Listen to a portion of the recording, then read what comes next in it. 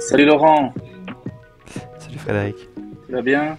Depuis la dernière fois? Ça va et toi? Ça va Ouais, toujours, ouais, toujours. On se revoit pour la version en français cette fois-ci alors? c'est ça.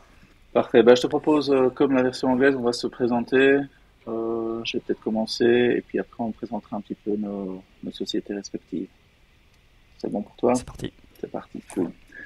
Bah, moi, Frédéric Jean de Bien.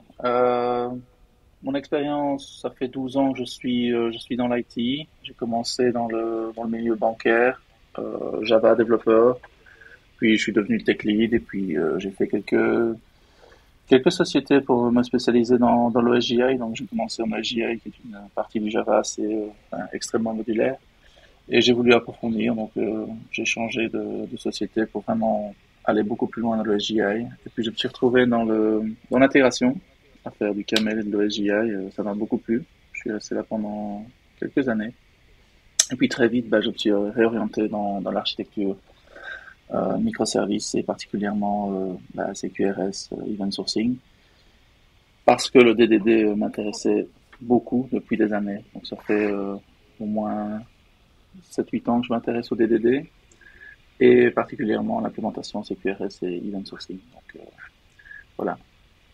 Ça c'est et maintenant j'ai rejoint Axonic il y a quelques mois et je suis solution architecte chez Axonic. J'aide un petit peu la partie commerciale, mais aussi je participe dans bah, l'évolution des produits et les bugs, évidemment, le support. Voilà, en quelques mots. Je te donne la main, Laurent. Ok. Moi de mon côté, ça fait quoi? Ça fait depuis 2007 que je travaille. J'ai d'abord commencé en tant que développeur PHP jusqu'en 2013, où la boîte dans laquelle on va dire j'étais, mais je suis toujours, vu que je suis issu d'un rachat, a fait une bascule du côté Java. Aujourd'hui, je travaille principalement dans les technologies Java.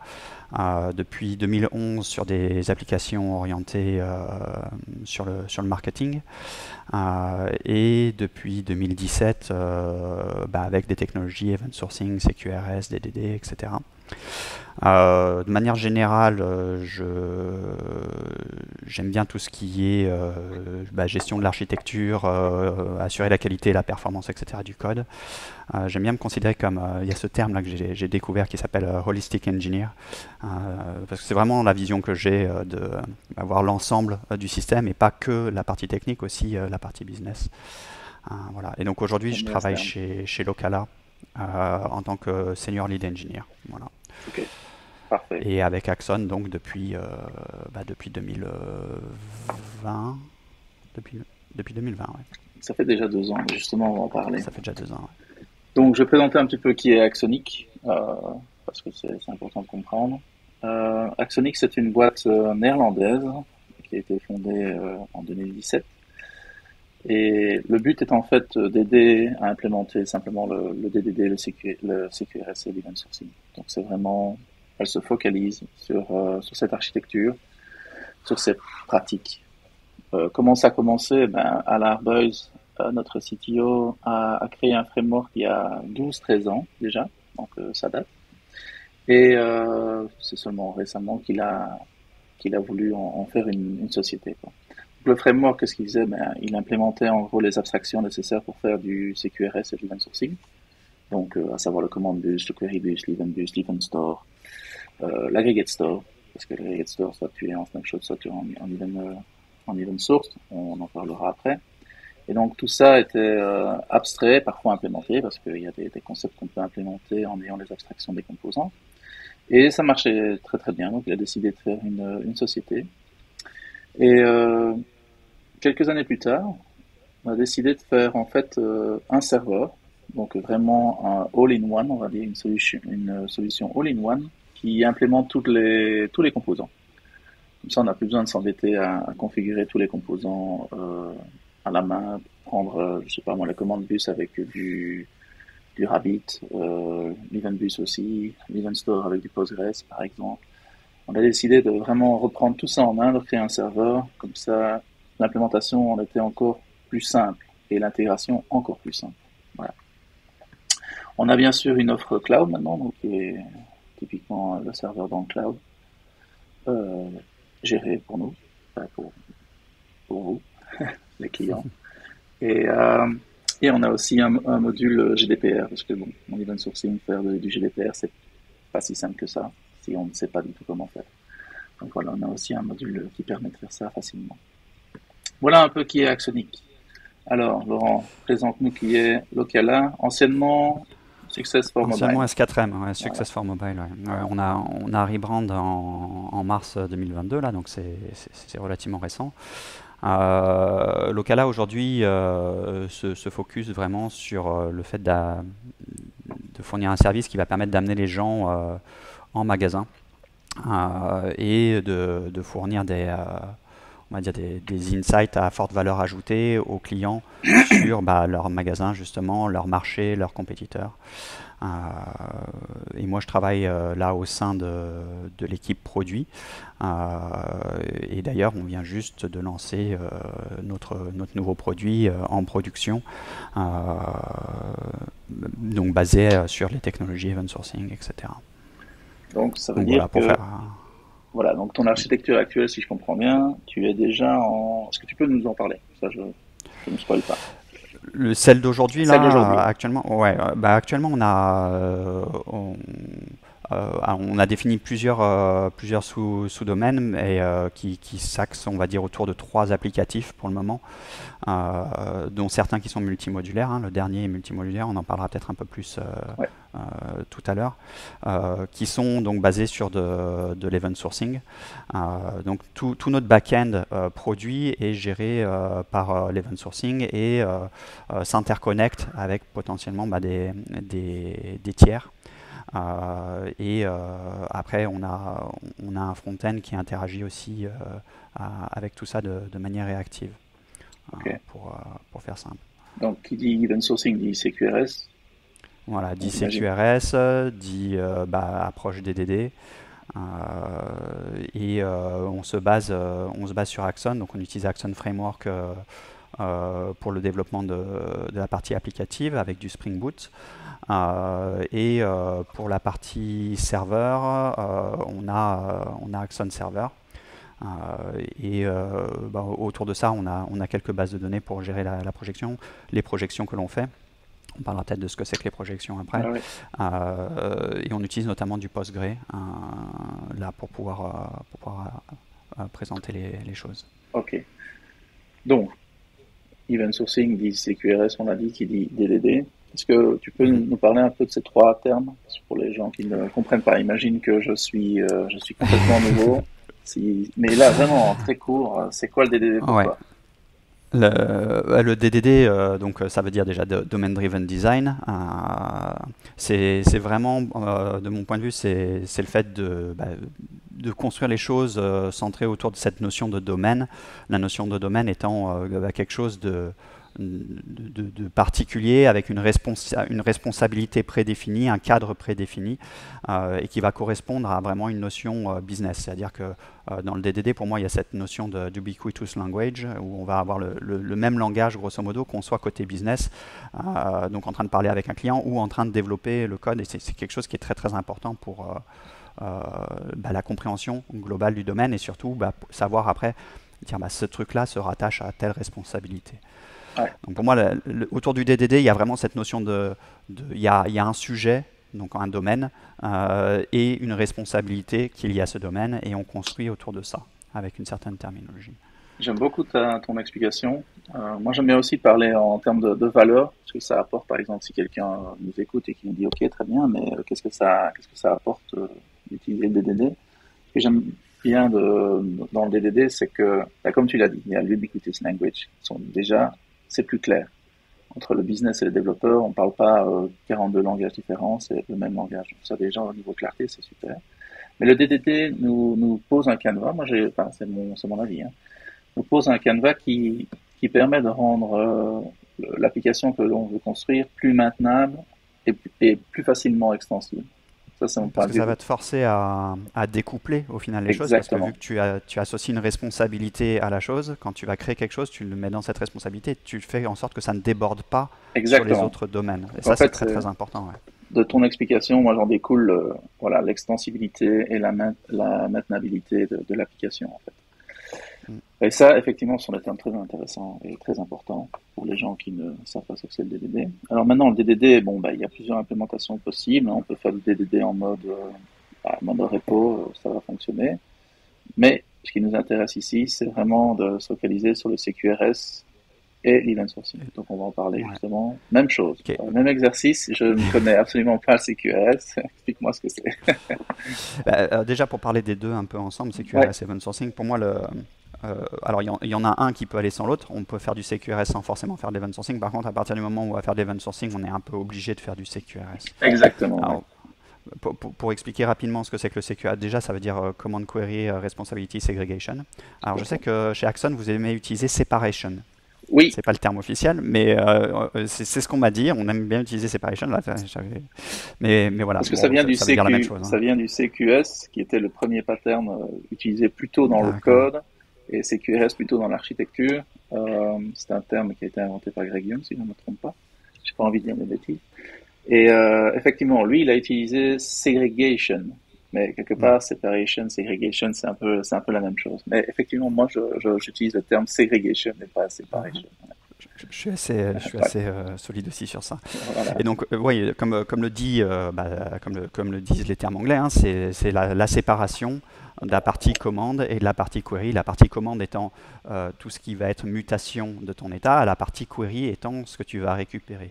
Et ça va très loin dans le sens où on va vraiment définir des modèles différents et ça va forcer de manière générale un certain asynchronisme entre tes commandes et tes queries, dans le sens où dans une application classique, tu vas peut-être balancer une mutation, faire un post par exemple sur un endpoint REST, et tu t'attends à recevoir en retour en plus ton objet modifié peut-être. Dans du CQRS, tu ne vas pas avoir ça. Tu vas envoyer ta commande, la mutation va avoir lieu, tu ne sais pas vraiment quand est-ce que ça va se terminer, et par un autre biais, donc le biais de la query, et souvent ça va être lié à une subscription à quelque chose, à un WebSocket ou quelque chose qui va te permettre de recevoir l'information en live. C'est le serveur qui va te pusher l'information plutôt que toi qui va poll l'information, par exemple. Ouais. Tu vas avoir ta partie query qui va te revenir peut-être par ailleurs. Et donc, ça va te forcer à découper ces choses-là. Et ce que ça apporte, encore une fois, c'est du découplage et t'assurer que quand tu fais une fonctionnalité, tu mets pas la mer et les poissons dedans. Tu fais vraiment que ce que tu veux. Et donc, ça va te pousser même à faire peut-être X commandes différentes qui vont peut-être faire des mutations qui sont relativement similaires, mais qui vont chacune avoir une petite notion business différente Ouais. et te permettre de t'assurer que si demain tu as une commande peut-être dont tu n'as plus besoin, tu puisses la retirer sans te poser des questions sur ah ouais, mais j'ai telle autre fonctionnalité et telle autre fonctionnalité qui se base dessus. Non, tu as séparé les choses, donc tu es safe. Et une Ça, c'est. petite question. Tu sais, Ouais. euh, tu sais d'où ça vient? Enfin, pourquoi est-ce qu'on l'a inventé? À mon avis, on n'en a pas Le, C- discuté dans la version anglaise, mais tu sais pourquoi ça a été inventé, CQRS? Là, comme ça, non, Non. je saurais pas En fait, ça te vient dire. d'un problème de DB, hein, parce que celui qui l'a inventé était architecte DB. Et il s'est rendu compte d'une chose, on s'en est tous rendu compte au fur et à mesure de notre expérience, on va dire, c'est que optimiser un modèle en écriture et en lecture, ça devient vraiment très difficile, si pas impossible. Alors il s'est dit, à chaque fois que j'optimise le write, le read devient plus lent. À chaque fois que j'optimise le read, le write devient plus lent. Est-ce que c'est pas une bonne idée d'arrêter de le faire en fait, d'essayer d'optimiser un seul domaine et d'en séparer? C'est de là que vient vraiment le besoin. Et en plus de ça, quand il a réfléchi, il s'est dit bon, à un moment donné, on va avoir de plus en plus de requêtes, il va falloir scaler. Hein, on ne peut pas s'empêcher de scaler. Maintenant, avant, les applications en 1980, c'était peut-être 10 utilisateurs concurrents. Maintenant, on parle de milliers, de dizaines de milliers, voire même de centaines de milliers d'utilisateurs concurrents. Donc là, on est obligé de scaler. Et il s'est rendu compte que la partie droite, donc la partie commande, Euh, Par rapport à la partie query, elles n'ont pas le même schéma de scalabilité en fait. Il y en a une où si tu veux écrire quelque chose dans ta DB, tu veux prendre une décision avant d'écrire. Cette décision, elle doit être basée sur un état consistant. Alors que quand tu veux récupérer des données, ton état, il peut être éventuellement consistant. Parce que dans la vie, rien n'est consistant. Tout ce que tu vois, c'est de la lumière. La lumière a une vitesse, donc forcément, rien n'est consistant. Et il s'est dit, en fait, on est obligé de séparer. Parce que si je veux scaler mon écriture, scaler ma lecture, en fait, si je veux être consistant, je suis obligé de sharder l'écriture et répliquer la lecture, les modèles de lecture. Donc en fait, c'est une obligation si on veut être scalable, scalé, et être distribué, en fait. On n'a pas le choix d'être shardé d'un côté, répliqué de l'autre. Voilà un peu la petite histoire. Ok, Donc, merci pour les détails. voilà, tu vois, encore une fois, on se dit, on discute, et puis je me suis dit, tiens, l'histoire, c'est intéressant. Et ok, maintenant, tu as dit quelque chose de super intéressant. Effectivement, on peut faire du CQRS sans event sourcing, mais l'event sourcing sans CQRS, ça n'a pas de sens. Je ne sais même pas si c'est possible de le faire, en fait. Je pense pas que ce soit possible de le Moi, faire, ne serait-ce que par le simple fait que tu as les events au milieu, donc tu as forcément, à un moment donné, à moins d'avoir une espèce de, je sais pas, de store d'events qui soit complètement synchrone et qui te permet de... Oui, pour moi, ça n'a pas de sens. Donc effectivement, on a tendance à faire du CQRS et généralement avec l'event sourcing, on peut choisir de ne pas mettre l'event sourcing, mais par contre, l'inverse, c'est c'est impossible. Et justement, parlons de l'event sourcing. Alors Laurent, l'event sourcing, c'est quoi pour toi? L'event sourcing, on va parler forcément un petit peu d'event streaming aussi. Bien sûr, bien sûr. Donc l'event sourcing se base sur de l'event streaming parce que ça va être un flux d'événements.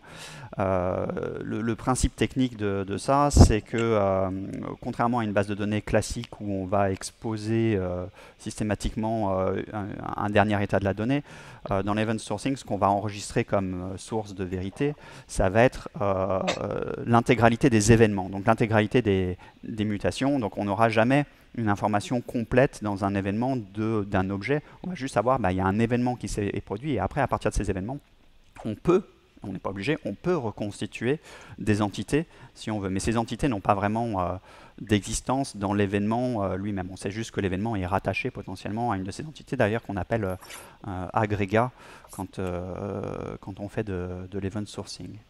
Et donc pour moi, l'event sourcing, c'est la matérialisation de tous les changements que l'on effectue sur un domaine en particulier. Voilà, à travers des events. J'aime bien ton explication, encore une fois, Laurent, parce que je pense qu'elles sont complémentaires. Je vais essayer de faire une explication complémentaire, comme ça, c'est bien pour ceux qui ne connaissent pas l'event sourcing. En fait, moi, je l'explique simplement si on a bien compris le CQRS, avec le write et le read, le but va être, dans le deuxième temps, d'optimiser le read au maximum. Donc, ça veut dire vraiment, pour chaque query, je veux avoir une vitesse la plus petite possible. Et à la limite, le modèle doit être vraiment tailor-made pour cette query. Maintenant, quand on pense, oui, j'aimerais bien optimiser le write aussi, parce que quand j'écris, j'aimerais bien que ce soit rapide. Et quand on réfléchit, si on optimise le write au maximum, c'est quoi, au final? Le maximum qu'on puisse faire, c'est faire de l'append. Ça, c'est toujours rapide. On ne modifie pas, on fait que de l'append. Et en fait, si tu réfléchis comme ça, tu te dis, oui, ce qui se passe dans mon système, je suis en CQRS, donc forcément il y aura un event quelque part. Et si cet event, je décide de le restocker et d'en faire en fait, d'optimiser mon write model au maximum et de pouvoir écrire le plus rapidement possible, en fait ce qui se passe, je le mets dans le store. Et mes décisions, je les reprends sur cette liste d'événements. Et donc je rebase ma décision sur cette liste, je recrée l'état de mon agrégat de validation.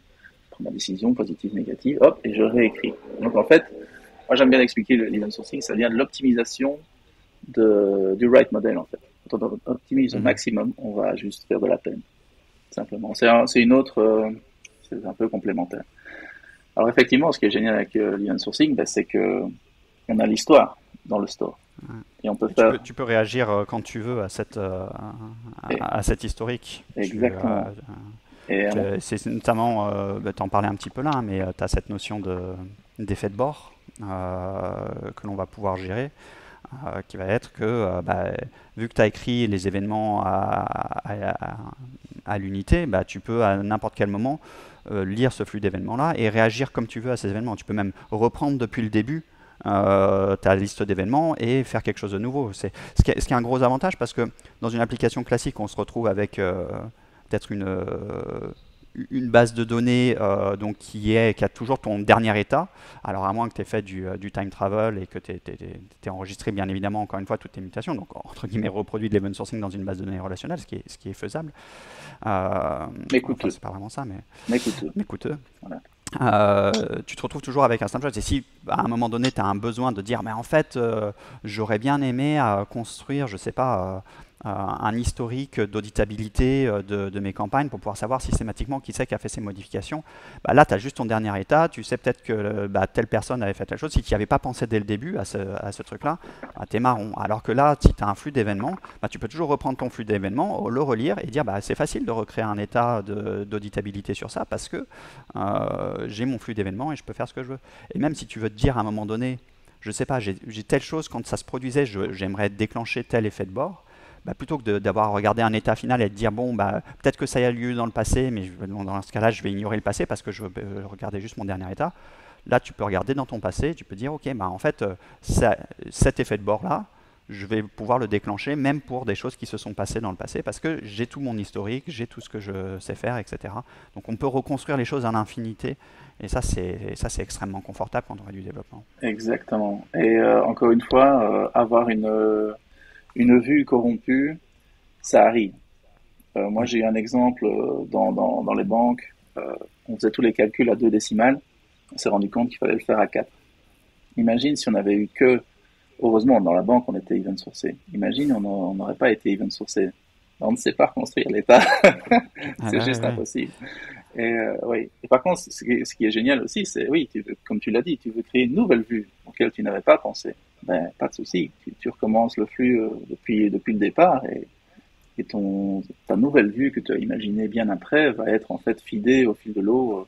Va être fidée quand elle va démarrer en fait et Ça, va ça, ça suivre. fait, Ça c'est génial. ça fait d'ailleurs partie enfin, des erreurs que l'on fait au début quand on utilise l'event sourcing. Ouais, exactement. Je sais que nous on l'a fait, c'est que bon après c'est un peu naturel aussi de commencer comme ça. On vient d'un monde monolithique avec des projections, enfin donc des bases de données parce que c'est la source de données aussi, hein, Ouais, qui sont extrêmement statiques. C'est construit et puis on essaie de tout faire à partir de là. On essaie de faire tous tes écrans front-end, hein, UX. Tu les fais à partir d'une même base de données. Là, c'est vrai qu'on a eu, nous, tendance à reproduire ça dans les débuts, c'est-à-dire que on avait des events qui étaient là pour pouvoir créer un agrégat. On reproduisait une base relationnelle sur la base de tous ces événements-là qu'on ouais, avait et on exposait ça via la partie query. Alors, ce qui marche, hein, jusqu'à un certain point, autant que d'ailleurs sur une application classique, hein, on atteint les limites d'une application classique de la même manière si on fait ça. Et ce dont on s'est rendu compte un peu plus tard, c'est que non, en fait, on a vraiment intérêt pour chaque écran front-end à faire une projection, donc à dupliquer la donnée dans des tables différentes, des bases différentes, pour te garantir que tu es toujours optimisé au maximum sur ta partie query et que tu n'es pas en train de faire des jointures dans tous les sens pour essayer de compute une donnée en fait, si tu l'enregistrais directement comme tu la voulais, ça serait beaucoup plus facile et ça serait beaucoup moins sujet à erreur. ouais. Alors, Donc ouais, non, ça c'est bon. moi, j'ai une question qui, à mon avis, va intéresser beaucoup de gens, et c'est une question que j'ai très souvent. C'est l'incompréhension de, c'est quoi la différence entre event sourcing, event streaming, et ce que tu racontes là, on peut reconstruire les vues, et là je mets des vues entre guillemets, parce que tu vas certainement me dire le problème, mais je peux utiliser Kafka en fait. Qu'est-ce qui m'empêche d'utiliser Kafka? Il y a la Oui, différence oui, entre bah, faire de l'event sourcing et utiliser Kafka. Pourquoi est-ce que ça ne va pas ensemble? Ça, c'est intéressant pour les auditeurs. Euh, Ouais, l'event, la différence qu'on va avoir entre les deux, c'est que l'event streaming, ça ne va que. Tu lis tes events une fois, tu en fais quelque chose, et à partir de là, entre guillemets, t'as fini ton taf. Le gros avantage de l'event sourcing, c'est la possibilité de relire. C'est tu te bases vraiment sur ces événements comme étant une source de données. Et donc, si à un moment donné, tu dis bah, ce que j'ai construit à partir de cette source de données, ce n'est pas bon, bah, tu peux très bien dire je détruis ce que j'ai construit, je transforme les traitements que je veux faire et je relie ma source de données pour pouvoir construire bah, une nouvelle projection, une nouvelle vue de cette donnée qui va correspondre à ce que je veux. alors ça, c'est exactement la différence entre l'event sourcing et l'event streaming. Maintenant, il y a des gens qui vont nous dire, oui, mais dans Kafka, on store aussi les événements. Alors, pourquoi est-ce que je peux faire de l'event sourcing avec Kafka? C'est ça la Bah, question. nous, on s'y essayait. Voilà. Et on en a fait une partie, c'est-à-dire on ne peut pas faire un event sourcing complet, je dirais, Voilà, c'est ça qui m'intéresse. du fait que la technologie ne,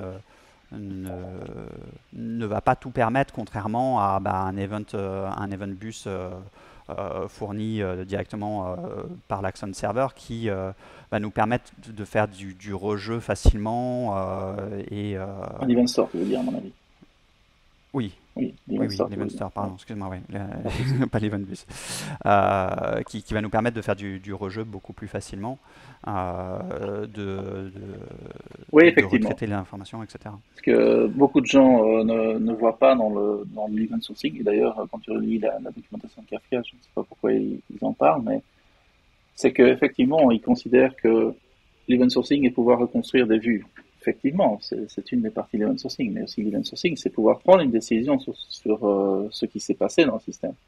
Et ça, comme tu l'as dit, Kafka ne permet pas de le faire, parce qu'on ne peut pas avoir l'historique d'un agrégat en particulier de manière rapide et consistante.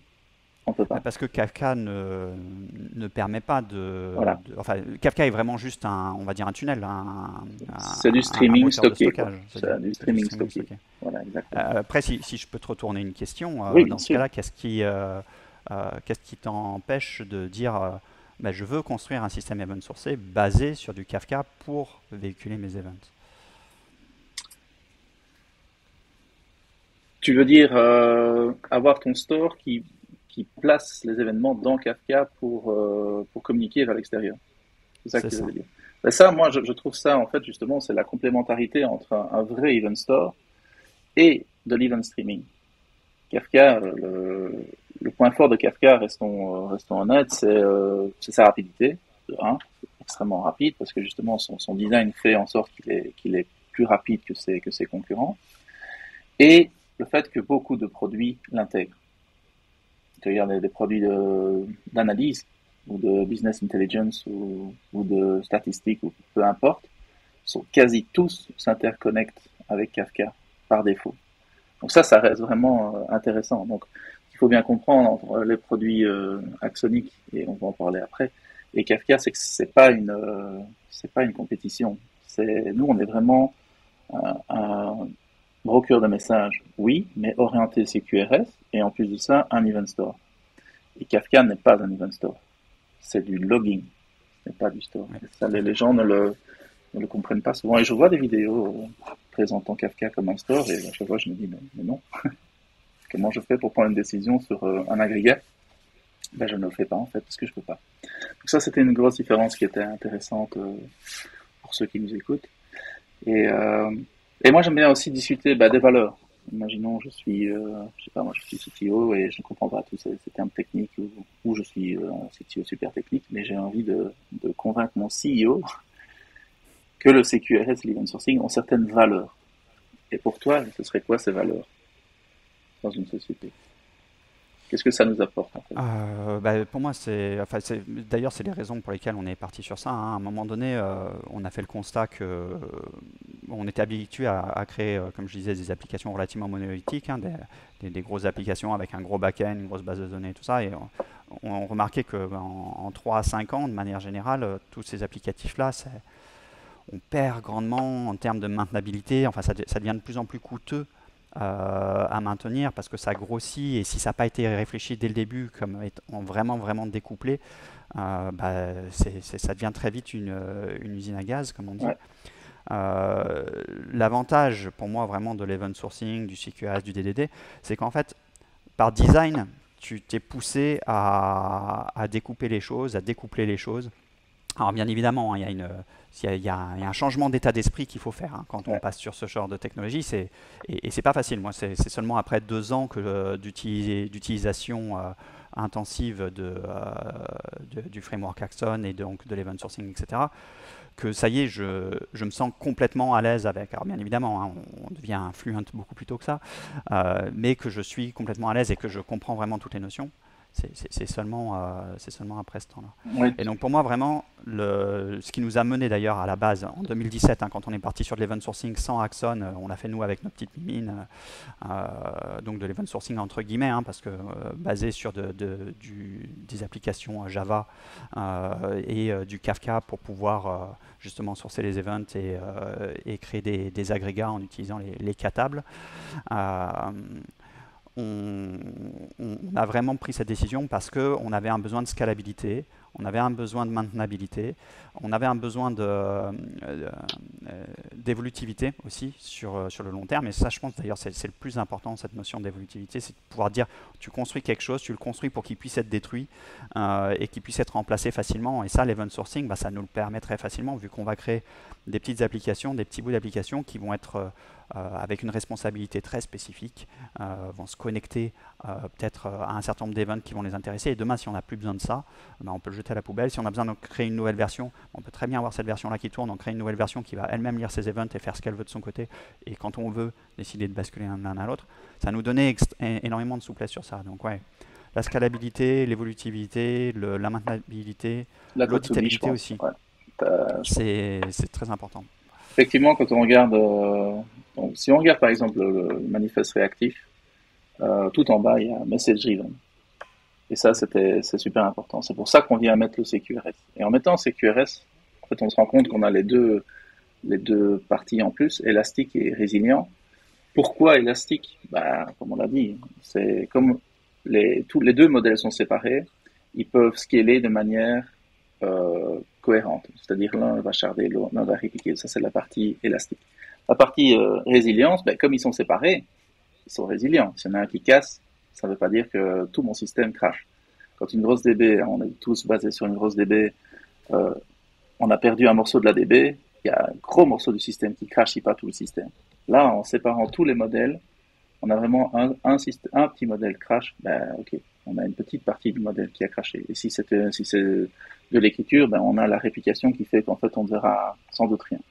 Le write, c'est pas la même chose. Donc un des nœuds, des shards casse, on a un petit délai simplement pour redistribuer les shards. Parce que donc l'état reste consistant, mais n'est plus disponible, la partie écriture. Et donc c'est ça la différence entre donc on est message driven, ce qui veut dire qu'on va certainement être élastique et résilient si on le fait correctement. Si on est élastique et résilient, qu'est-ce qu'on est? Responsive. Là, tu l'as parlé, on est scalable et on permet de justement répondre à une demande grandissante d'utilisateurs. Et ça, je pense que c'est la valeur pour moi qui est super importante. Hein. Maintenance, extension et responsivité. Bah, ces trois-là font que le DDD, le CQRS et l'open sourcing, c'est presque, je vais dire, on doit y aller, quoi. On n'a pas Ouais, vraiment bah le choix. et c'est vraiment, enfin nous c'est un choix qu'on a fait en sachant que quand on a fait ce choix, on se mettait quand même on décidait d'accepter la complexité qui était le métier qu'on était en train de faire. C'est-à-dire qu'il y a une certaine complexité à ça, il y a un temps pour pouvoir maîtriser ces choses-là. Par contre, le bénéfice qui en découle est tellement important que ça vaut vraiment le coup de se lancer là-dedans et d'envisager les choses différemment. Donc voilà, tu parlais justement de ce challenge. Donc si j'ai bien compris, il y a un certain challenge humain dans un premier temps parce qu'il faut l'expliquer. Il faut expliquer ces patterns-là. Et c'est vrai que quand on Ouais. les voit pour la première fois, si on a fait beaucoup de crud dans la vie et qu'on voit ces choses-là pour la première fois, ça choque. Moi, j'ai eu la chance et la malchance de commencer dans une banque. Euh, j'ai eu la chance parce qu'ils étaient déjà event sourcés et CQRS. Mais la malchance, c'est qu'ils n'utilisaient pas le terme event sourcé ni CQRS. D'accord. Mais donc en fait, c'est quand j'ai lu tout ça, le DDD, CQRS, event sourcing, je me suis dit, et en fait, oui, c'est comme ça qu'on travaillait dans les banques, mais on n'utilisait pas ce terme-là. Et maintenant, en fait, moi, c'est l'inverse. J'ai beaucoup de mal à travailler sur des systèmes existants qui sont des systèmes CRUD monolithiques, parce que mon cerveau, c'est complètement formaté en mode CQRS, Event Sourcing et DDD. Donc quand je vois, oui, par exemple, on essaie de faire le Event Sourcing, et c'est une des erreurs que je vois souvent, et je voulais la citer. Je ne sais pas si vous l'avez eu chez vous, ou vous avez commencé directement correctement, mais j'ai eu pas mal de gens qui commençaient le DDD en ayant lu le premier bouquin, qui est une référence magique, mais qui malheureusement ne parle pas de CQRS ni d'event sourcing. Donc je parle du Blue Book d'Eric Evans. Et donc, la première faute que je vois la naming convention des events, je vois des created, updated, deleted. Et je me dis, voilà, c'est quelqu'un qui a fait beaucoup trop de crud et qui se lance dans l'event sourcing. Et généralement, ben, voilà, ça ne se passe pas toujours très bien quand on commence comme ça. Est-ce que vous avez Ouais, eu bah, cette... notre première itération, quand on n'utilisait pas Axon, ouais, on était parti sur ça, mais alors, en sachant qu'on faisait l'erreur. C'est-à-dire qu'on a accepté de faire l'erreur, on a accepté qu'on ne maîtrisait pas encore les concepts, et on a, entre guillemets, lâché prise à un moment donné parce que, comme tu disais, il y a un challenge humain et il y a un challenge technique. Et en l'état des choses, on ne voulait pas se battre sur ça, hein, parce que, encore une fois, cette notion de terminologie, ça signifie aussi qu'il faut que toute l'équipe soit embarquée dans cette approche-là. Et notamment, je pense que c'est très intéressant quand on travaille avec des designers qui vont travailler sur l'UX. Euh, Brainstormer ensemble, et même au-delà, hein, du designer, même avec les clients, enfin, les utilisateurs finaux si possible, sur c'est quoi la bonne terminologie à utiliser. C'est très important. On n'avait pas ça, on n'avait pas ce luxe-là quand on a commencé. Donc c'est vrai qu'à un moment donné, on a lâché prise, on a dit bon, c'est pas grave, de toute façon, là, on va utiliser des created, des updated. Aujourd'hui, pour être très transparent, on utilise à quelques endroits des updated et des created, mais pour des raisons assez claires que c'est vraiment des updated et des created. Par contre, dans le sens où les updated et created, pour moi, ça veut dire que tu as envoyé une grosse création de quelque chose, et c'est généralement une approche plutôt technique d'ailleurs qu'une approche business, Ouais, et t'en es arrivé au bout et tout est terminé. Maintenant, c'est vrai que pour tout, on essaye d'avoir une granularité d'événements, nous, qui est à la propriété, on va dire. C'est-à-dire que oui. par exemple, tu veux changer le nom de ton objet, tu vas avoir par exemple un object renamed. Tu vois. Mhm. Et tu vas gérer vraiment une très très fine granularité de tes événements, ce qui a énormément d'avantages, et ce que je conseille très fortement à n'importe qui fait de l'event sourcing, d'avoir ce niveau-là, parce que demain, quand tu veux faire évoluer, et parce que l'évolution, c'est une vraie question, l'évolution de ton système d'event est une vraie question. Quand tu veux faire évoluer ton système d'event, c'est beaucoup plus facile si tu as vraiment bien découpé tes événements, plutôt que si tu as Exactement. des événements qui sont mouse costaud, et qui vont te gérer X champs à la fois. Alors, tout à fait. Moi, j'ai un exemple de ça, justement. J'ai travaillé dans un système que je ne nommerai pas, dans une société que je ne nommerai pas, mais on gérait des rendez-vous. Enfin, une partie du système gérait des rendez-vous. On était en microservice et on se disait event sourcé. Et les architectes avaient défini donc tous les events, on devait suivre. Enfin, moi, j'étais technical lead, mais j'avais déjà une expérience d'architecture CQRS event sourcing, malheureusement pour moi. Et tous les événements sur un rendez-vous étaient en mode created updated. Et en fait, il y en avait que deux, created et updated. Alors, tu vois, le problème qu'on a eu après, c'est que ben, forcément, il y a des gens qui sont venus par après, ils ont dit oui, mais on est quand même c'était un milieu médical. On a envie de savoir combien de fois on a annulé, par exemple, un meeting parce que c'est vraiment important pour les statistiques. Est-ce il y a un problème de ressources? Est-ce que les médecins sont trop occupés? Donc on aimerait bien savoir. Eh ben, on n'a juste jamais pu construire le dashboard. Ouais. Jamais. C'était impossible. Et donc c'est là où j'en discutais. J'ai dit, vous allez avoir des problèmes pour créer les dashboards. Bon, voilà. Ils ont fait trop de code malheureusement. Et, euh, et le besoin de dashboard est arrivé genre 3 mois après. Et là, j'ai dit, voilà. Ça, c'est l'explication que Ouais, vous n'avez pas compris. je pense qu'il y a vraiment deux Ouais, notions là qu'il faut avoir en tête. C'est bon, le nommage. ouais. À la limite, on peut se foirer sur le nommage, mais au final, c'est vraiment la structure de tes Oui, tout à événements fait. T'as raison. qui est très importante. Ouais, Le nommage va te pousser, généralement, c'est vrai que les updated vont te pousser vers une structure qui va être mauvaise dans le sens où un updated, généralement, tu as tout dedans. c'est Et ça. c'est ça que tu veux éviter, in fine. Exactement. Et là, tu vas avoir des statuts. Tu vas avoir des statuts dans la structure, alors que ce serait mieux d'avoir le statut, par exemple, dans le nom de l'événement. C'est plus parlant. C'est plus vraiment l'action. Mhm. Et oui, c'était vraiment là ma meilleure expérience, on va dire, d'un ratage dû à cette mécompréhension de ce qu'est un bon événement par rapport à ce qu'est une snapshot, par exemple. Et parlons justement de snapshot. Euh, Beaucoup de personnes vont dire, OK, mais si vous avez une série d'événements et que vous basez votre décision sur un agrégat de données sur base de cette liste d'événements, à un moment donné, imaginons un compte bancaire, il y a énormément d'événements. Est-ce qu'on, ça va pas devenir de plus en plus lent? Qu'est-ce que tu réponds à ça, Laurent? Ouais, bah, c'est un problème qu'on a eu relativement rapidement au début, hein, quand on a commencé à utiliser Axon et à avoir pas mal d'événements. On s'est tout de suite retrouvé à, mais en fait, pourquoi c'est si lent? Juste parce qu'on avait mis en place zéro mécanisme autour de ça. Après, c'est un peu inhérent aussi. Je crois il y a une raison historique à ça sur la manière dont Axon a été construit. Donc, il y a des options qui ne sont pas forcément activées par défaut, qui devraient peut-être l'être dans les versions majeures qui vont suivre.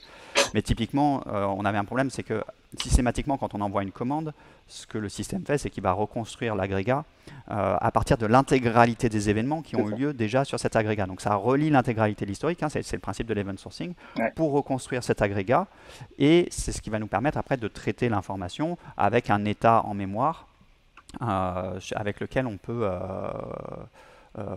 va pouvoir faire nos validations, etc. Vu qu'on enchaînait beaucoup d'events, de commandes, etc. avec des effets de bord, à chaque fois que ces effets de bord s'enchaînaient, on recréait X fois, autant de fois qu'on avait de commandes au final, l'agrégat.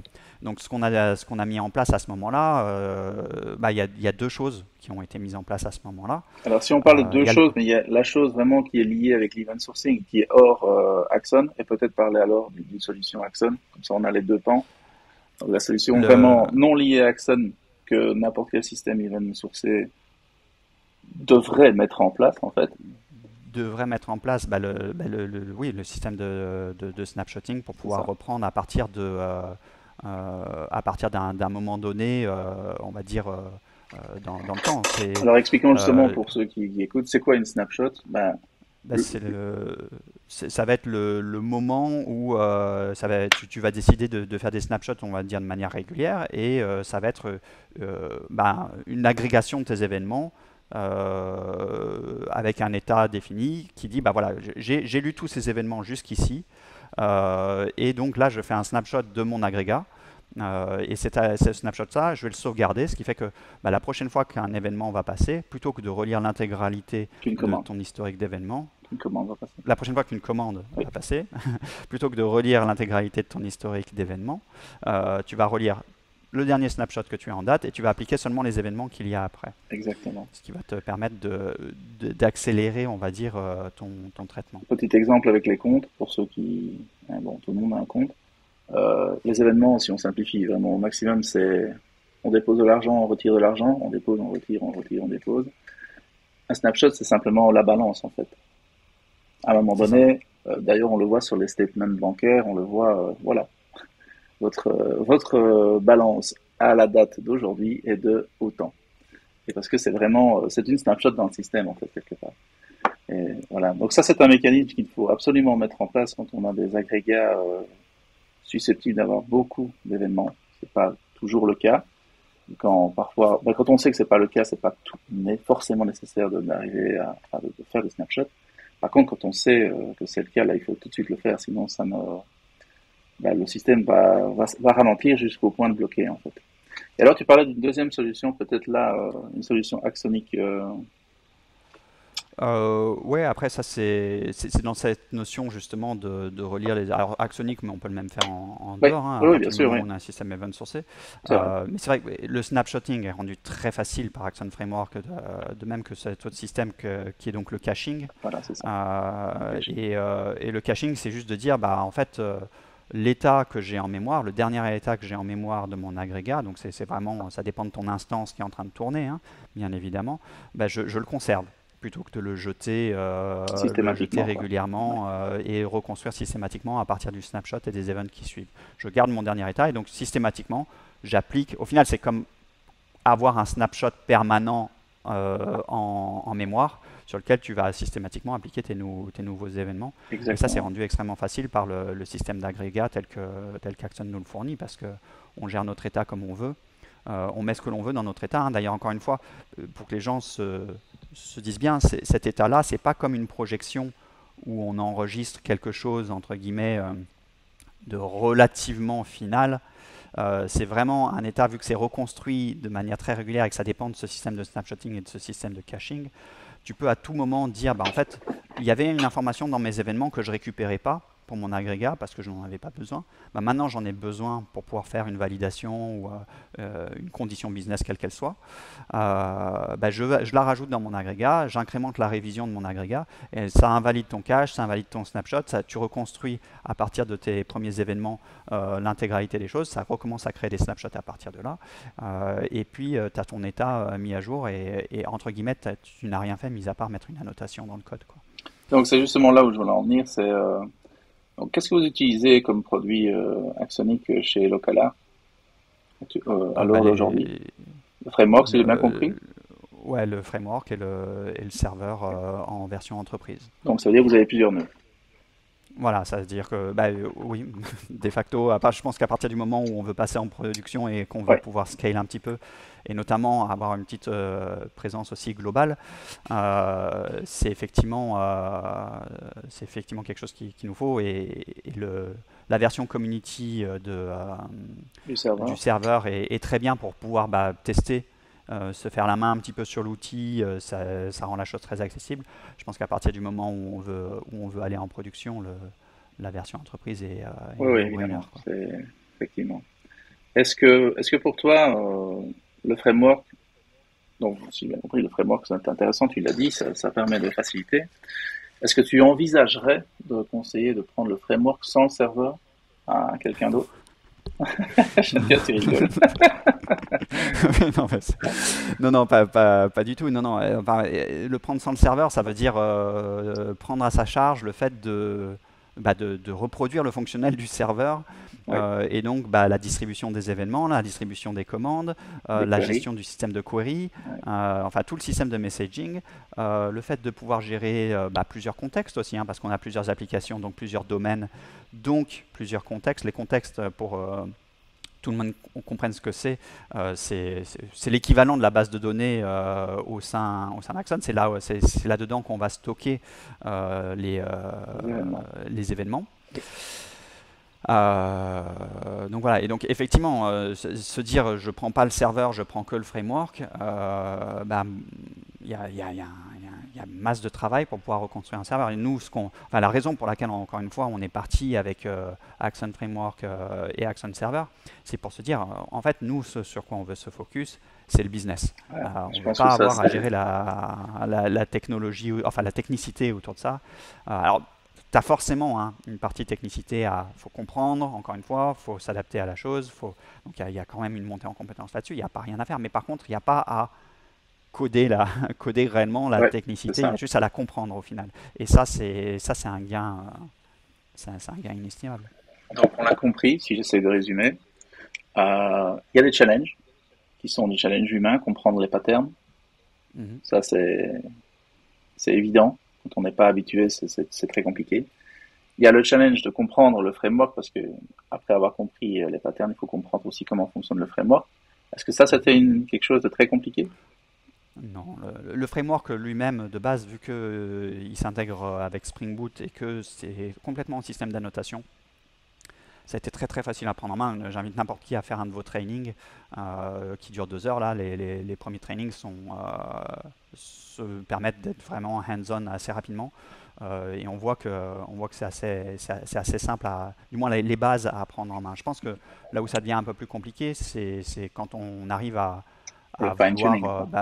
voilà, fine-tune la chose. Et il y a une partie configuration sur lequel il faut quand même se mettre un peu la tête dedans. Ouais, Mais en termes de construction d'application et de construction business, non, c'est assez rapide à prendre en main. Après, c'est vraiment les notions ouais. qu'il faut comprendre parce que tu peux faire tout et n'importe quoi aussi, encore une fois, avec ce framework. Ah oui, Tu peux ne pas l'utiliser de la bonne manière et c'est là où bien comprendre les notions, ça devient très important. exact. Et donc le serveur là-dedans, t'as vraiment permis de focaliser uniquement sur le business. Parce que il n'y a pas les Ouais. complexités de messaging, pas les complexités de store, de locking, etc. Tout vient du serveur et du framework, enfin, l'ensemble serveur framework. Ouais. Donc Voilà, c'est encore une fois, vraiment, la technologie est là, donc tu n'as voilà, pas vraiment à te poser des questions sur la technologie, tu as juste à comprendre comment tu dois t'interfacer avec et comment tu dois configurer les choses selon ton business case, enfin tes cas. et justement, comment ce sera peut-être la dernière question parce que on va pas essayer de la faire trop longue. Euh, je sais que tu aimes bien l'event modeling. Est-ce que tu peux un peu nous parler de ta manière Ouais, d'event modeler, qui est assez ma manière intéressante. d'event modeler, ouais. Oui, bah, l'event modeling, c'est la manière que l'on a de, on va dire, design nos solutions en amont. J'invite tout le monde à aller regarder. Il y a un site, si vous tapez What is Event Modeling, ouais, Eventmodeling.org. eventmodeling.org, qui est très très bien et qui explique, qui a une page qui explique très très bien ça. Donc je vous invite à lire ça. C'est une version, hein, on va dire, un peu simple de l'event modeling qui est présentée là-dedans, mais très bien pour débuter. Nous, on l'a pas mal fait évoluer depuis. Justement, qu'est-ce que tu as Pour vraiment rajouté, toi, par rapport à la qu'est-ce que, version simple? qu'est-ce que j'ai rajouté? Déjà, j'ai intégré les commandes que l'on présente dedans. Je les ai vraiment intégrées au niveau des agrégats pour qu'on voit où est-ce qu'elles s'exécutent ces commandes. Parce que Oui, la commande est liée généralement à un domaine et s'exécute au sein d'un oui. agrégat. Donc déjà, ça, c'est pour avoir plus de visibilité, c'était intéressant. Une autre chose qu'on a rajouté, c'est que euh, on a le principe qu'on veut qu'un event ne soit émis qu'à partir d'un point unique systématiquement. Parce qu'en termes de maintenabilité, c'est quand même beaucoup plus facile de savoir que tes events ils partent que d'un seul point.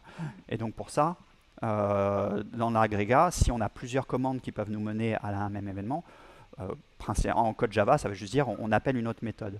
Mais ce n'était pas forcément évident quand on lit le code de voir toutes les imbrications, etc. Donc encore une fois, dans l'event modeling, on a rajouté cette notion de on va dire proxy command, qui est représenté juste par un tout petit carré bleu, une flèche, vraiment quelque chose de très simple. Ça ne vient pas alourdir grandement le schéma, mais au moins on sait que bah, tiens, on a telle commande et telle commande qui utilisent, on va dire, une même logique qui mène à tel événement. Comme ça, on sait D'accord. que on peut voir plus facilement l'enchaînement des choses. Donc là, tu vas carrément un petit peu plus dans le design technique alors, que plus dans Ouais, le, ouais. Tu mets voilà, un c'est peu de ça. technicité dans l'event On a mis de modeling. la technicité et c'est vrai que nous, je pense que de notre côté, l'event modeling, c'est vraiment censé être quelque chose que l'on fait avec l'intégralité de l'équipe et où on fait participer l'équipe produit, l'équipe design, etc. C'est ce sur quoi on a commencé. Euh, ça n'a pas tenu. Je ne sais pas pourquoi. Peut-être qu'on n'en a juste pas encore besoin au point où on en est. Par contre, d'un point de vue technique, nous, ça a énormément de valeur parce que ça nous permet d'avoir une vue très rapide sur l'ensemble des choses que l'on fait. Et je sais qu'on a vraiment découpé nos event modeling. On utilise Miro, pas pour leur faire de la pub, hein, même si j'adore ce qu'ils font.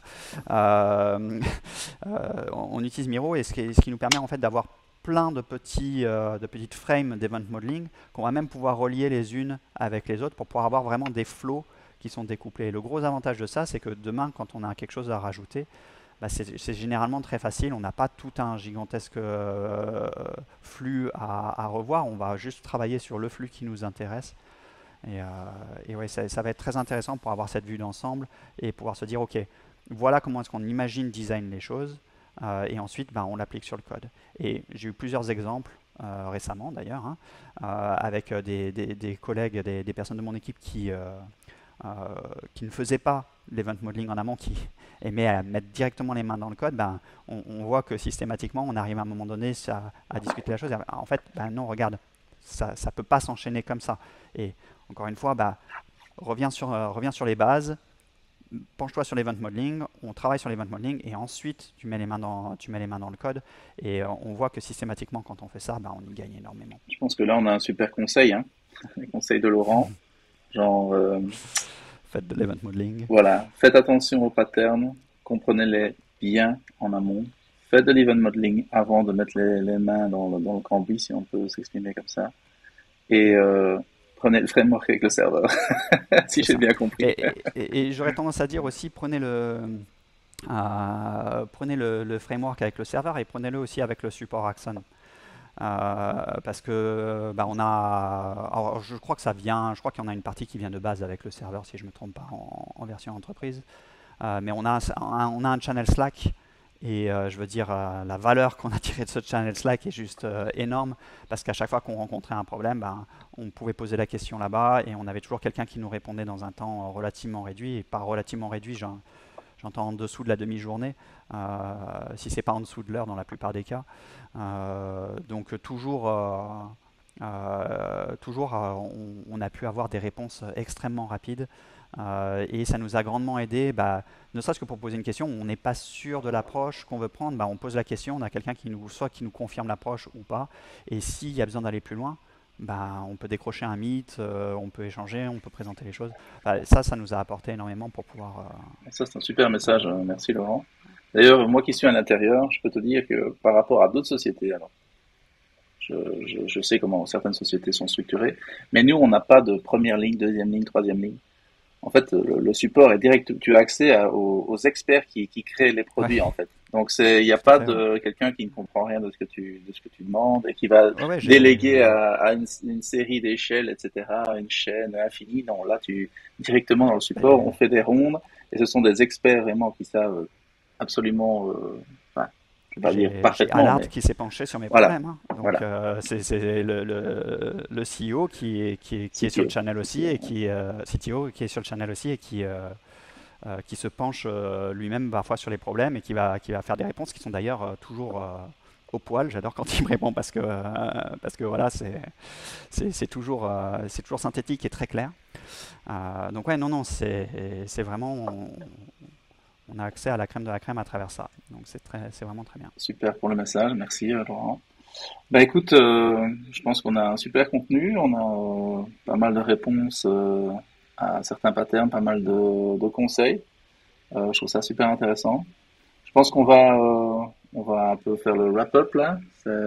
C'était vraiment très chouette de t'avoir encore une fois. La version française est certainement plus fluente que la version anglaise. Les Euh, gens peuvent regarder la version anglaise. On a parlé d'autres choses ouais, aussi, je crois, c'est ça dedans. qui est Donc bien, hein. C'est ça qui est bien, c'est ceux qui que sont, voilà, qui sont exactement. bilingues. On a essayé de faire Et, quelque chose de euh, complémentaire, ouais. C'est chouette. et sinon, il y a la conférence Axon en septembre aussi, Tout à fait. qui peut être intéressante J'allais finir par ça.